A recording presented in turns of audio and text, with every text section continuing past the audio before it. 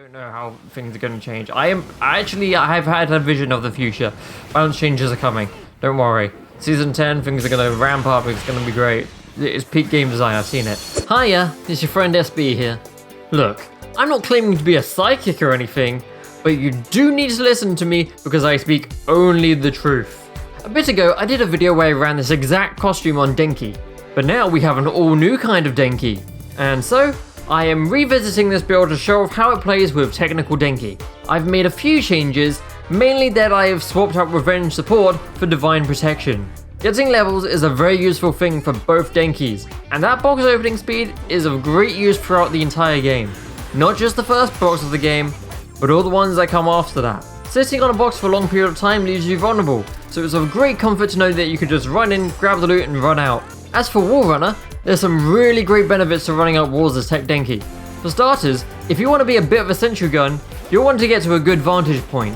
So of course, getting up high is of interest. And by doing the neutral jump tech, you can get some extra height, which I love to take advantage of to get some quick lock-ons. No triple alpha attack damage for this one, since Denki isn't able to use his own tuning skills. So double should do nicely for now. Game time.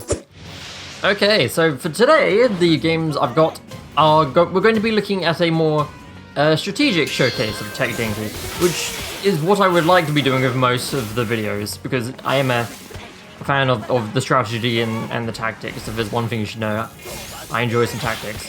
I consider myself a bit of a tactician. But with Denki, it is a very control-oriented character.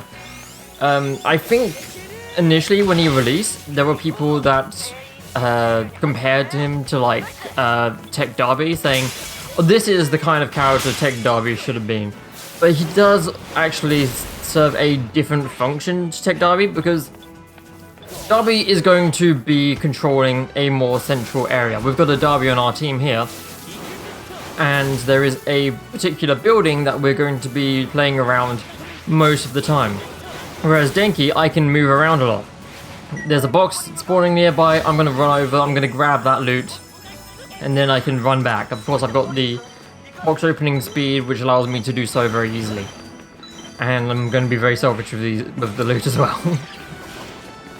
See, if I had slow box opening speed, that token would have caught me. And now I'm saying, okay, got what I came for, bye-bye. But you get so much freedom with mobility here, which is especially good if you want to go for some snipes as a sentry gun. It's hard to get kill confirms as Denki unless someone is really inhabiting a certain space too much, if they're continuously out in the open. Here's Bakugo decided to walk into a building, but we had that on lockdown, so he just gets absolutely destroyed. And I drop down to help with that where I can, but for the most part, I'm dropping from behind. I can drop some traps to block his escape. I do max beta first on Denki because one, it is the main source of burst damage. I think burst damage is a lot more important than any other kind of damage in the Battle Royale. Because you want to get those kill confirmed. It's about getting the down is one thing, it's kind of the same thing, right? Passive damage doesn't matter if someone can go into cover and heal it up. Healing is a big part of the game. Unfortunately, there's no healer characters in this game, which I think is a very deliberate design decision. Overhaul has a heal, but it's of course very restricted. He uses up all of his ammo, and he has to be in melee range. And he's mostly going to be using it for himself anyway. So we were in the one building from before, and now we've transitioned over to this one. So I'm going to take this high ground, I'm going to use the opportunity to shoot at people. I've got traps around me. Whenever someone tries to shoot back at you, and they hit a trap, it blocks the projectile. So I'm using that, I'm relying on that as part of my defense. That way I'm able to be quite safe about it. If someone wants to jump up and pressure me, then I'm going to hide behind my traps and I'm going to get out. And that's how I keep myself safe. Then I can drop down, I can join my team who have this building on lockdown.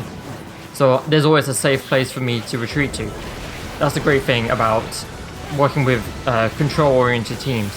And especially with Wall Runner, I can get back into that position very quickly. It's as soon as the fighting down here is done, I can go back and help. And of course, if we're getting very pressured, then I can help out the team. I can keep throwing traps around. If anyone comes too close, I'm going to start shooting them with the unaimed alpha and such. Yeah. So there's a very like clear loop. So as soon as we're done controlling the area down there, I'm going to go back up here. I'm going to start shooting people from up here. And I'm going to be a menace in this way. Which I'm not going to get many kills doing that. It's not a very kill-oriented comp. It is very focused on survival and pressuring people. Right? The best way to defend yourself is to get the first strike. Here the zone's moving away. We need to transition away from here. We need to get to the next point. As Denki, I'm able to use my Gamma skill, what's it called, Lightning Way, which has pretty good range. I've got it leveled up to 4. My level path is usually Beta 9, Gamma 4, Alpha 9, Gamma 9. So I get a little bit of extra distance early on Gamma, but I'm still able to make use of my Alpha damage, as, you know, it is quite reliable. I don't necessarily need to I don't feel pressured to level up early. I've got a few tunes for that, and I think, oh well, my actually level 1 damage is pretty good. I don't need to pursue it that much. I'm just going to make use of my level 1 damage. It's good enough. I'm going to do something else. It's difficult in this situation to like know where you're meant to transition to. We're kind of playing around this small building here. Really, it would be great to go into like the, what's that, bookstore? Is it a bookstore? I don't know, the shop. Yeah, it's called the bookstore. Big old sign over the front. That would be the ideal place to be. Darby unfortunately died. He wasn't able to join us for the transition. If you're Denki, then you can use Gamma to maneuver around and keep yourself safe. If you don't have mobility options, you need to be a bit more careful and have a better plan if you're going for a transition. If you've got 350 health at least, then you can make use of that health pool. You can go outside of zone, make sure you stock up on health items. You're going to need them into the late game, and just like storm camp it until you can get to a safe spot. Otherwise, if you're getting caught out in the open, people are going to kill you, especially with this Ida here. Shout out to Camco. That's who this is. Very good Ida player. He has a YouTube channel. Check him out. And he's very good at the game. Like, I was really hoping that my trap would catch him there to get the stagger off, but he perfectly times his own beta kick to make use of the armor. So I was not expecting him to immediately come at me. I thought, oh, he's going to get stunned, and then I'm going to follow up, so I didn't bother going for a roll. So he just caught me out. It's well played. It will take a second. And this is a faster game. This is not as quite as strong as a lobby. And so, you know, it's not going to go that long. So, like, I guess this Ochaka was an early fight. I just hit her for like 120 damage and she's already down. I don't know what she was doing, but take a free kill. I wonder where her team was. Ah, Deku jump scare. Here they come. Okay, now I'm getting pressured. Rapid Toga is very good against Tech Denki. If I'm ever in a fight with a Rapid Toga, what I'm looking to do is hitting a direct beta to get that early stagger, and then probably dip in the meantime. Stagger's very nice. Usually, I don't like staggers. I think this one is okay because you have to like hit it directly. And maybe you can force a roll out of there. I don't know if the traps are guaranteed damage after. I'm not sure. If they're not, then that I think is probably fine. I don't want any combos to be like too easy to do, you know? It's a whole conversation, don't worry about it. So like, what do I do about that? Toga stagger on her beta, don't like that. That's what I'm against. Sometimes I do like to talk about design decisions, because I do like talking about game design, character design, and whatnot. It's very important to me. It informs a lot of my gameplay, what the developers intending with this sort of game style. What's my game plan, you know.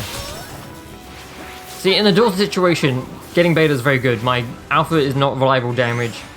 It's quite difficult to aim, actually. I immediately dipped out because I know that if there's anyone else here to fight me, I'm gonna get screwed. So I'm just gonna dip out for a moment, make sure it's safe, and then come back later once I know it's clear. But anyway, I like to think about these sorts of things. Like, do I think Denki is a good character? I think he's a well-designed character. I am noticing a recent trend of different like design direction with Denki and Kurogiri. They're feeling very good. This is part of why I say there's a different direction coming in the future. I can kind of see the writing on the walls. I can kind of see what they're going for.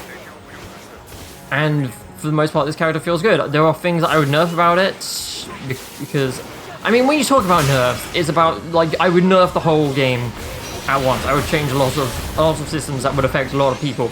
I wouldn't want to isolate nerfs. If I was changing Denki and nothing else, I probably wouldn't change anything. But I would say, like, if you're aiming on Alpha, the lock-on time I would change to make it so that, based on the distance, you get a slower lock-on time, and also proximity to center screen. That way you're not getting free lock-on just because someone is, just because someone's vaguely in that area and you're getting the same lock-on speed on everyone. No, you have to actually be looking at them. That way it introduces more of a skill element to it. Here's a thing I learned yesterday, actually. So, Denki's Gamma is a bit bugged, and it only affects people on PC playing at high FPS, which is, I thought, when I use Gamma, every single of the smaller dashes, I thought your direction is limited. So like you can only change your direction so much on the second dash. If you set your FPS to 60, you get full control. You can go forward and then immediately backwards. I didn't know that it worked like that. I thought that was intentionally done, if it made sense. But apparently not so. I don't know what's going on. Biking, please fix.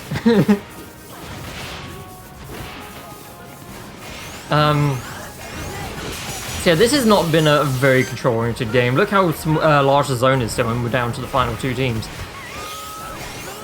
And Kendo's in this building somewhere. Where is she? Oh, behind! Kendo jump scare. I've used up all my traps. I use Gamma to get a little bit of distance. Go for a little bit of stun. It's kind of difficult to aim. I've got some traps in the room, and now I'm saying I'm going to pin her down. She's not going to be able to leave this place. Now I'm just... You guys can take care of that. That's a 2v1 situation. I'm going to take care of Kendo. I'm not going to let her escape.